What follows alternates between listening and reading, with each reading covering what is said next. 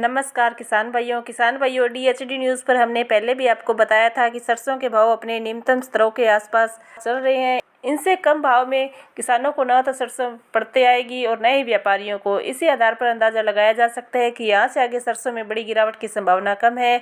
बाजार में पिछले एक हफ्ते से यही माहौल देखने को मिल रहा है। निचले स्तरों से भाव में हर बार सुधार बन रहा है। जिन किसान भाइयों ने सरसों को स्टॉक कर लिया है वे इससे नीचे के भाव में बिकवाल नहीं है। अगर आपके पास भी सरसों का स्टॉक पड़ा हुआ है और आपकी होल्ड करने की क्षमता है तो फिलहाल इसे बेचने में बड़ा फ़ायदा नहीं दिखाई देता। उम्मीद लगाई जा रही है कि आने वाले कुछ महीनों में भाव में सुधार दिख सकता है।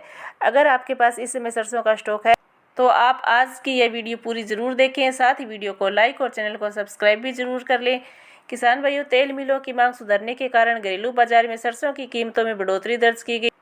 जयपुर में कंडीशन की सरसों के दाम 25 रुपये तेज होकर भाव 5,375 रुपये प्रति क्विंटल हो गए। इस दौरान सरसों की दैनिक आवक 5.5 लाख बोरियों के पूर्व स्तर पर स्थिर बनी रही। विश्व बाजार में खाद्य तेलों की कीमतों में गिरावट दर्ज की गई।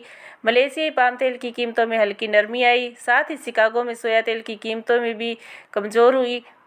जानकारों के अनुसार विश्व बाजार में खाद्य तेलों की कीमतों में भी बड़ी तेजी के आसार नहीं है। अतः घरेलू बाजार में भी खाद्य तेलों की कीमतों में ज़्यादा बढ़ोतरी की उम्मीद कम है। घरेलू बाजार में सरसों तेल की कीमतों में दूसरे दिन सुधार आया, जबकि इस दौरान सरसों खल के भाव बढ़ गए। उत्पादक मंडियों में सरसों की दैनिक आवक स्थिर हो गई। व्यापारियों के अनुसार उत्पादक राज्यों में मौसम अनुकूल बना रहा तो सरसों की दैनिक आवक अभी बराबर बनी रहने की उम्मीद है। वैसे भी चालू रबी में सरसों का उत्पादन अनुमान ज़्यादा है। घरेलू बाजार में सरसों तेल में सीमित मांग बनी रहने का अनुमान है, जबकि इसकी कीमतों में तेजी मंदी काफ़ी हद तक आयातित खाद्य तेलों के दाम पर ही निर्भर करेगी। किसान भाइयों, जैसे कि हमने ऊपर बताया, चूँकि सरसों के भाव बहुत नीचे चल रहे हैं और आगे चलकर इसमें सुधार बन सकता है, इसलिए इस समय आपको सरसों को होल्ड कर लेना चाहिए। हम मानते हैं कि जल्दी ही सरसों में कोई बड़ी तेज़ी नहीं आने वाली, लेकिन आने वाले कुछ महीनों में भाव सुधर सकते हैं।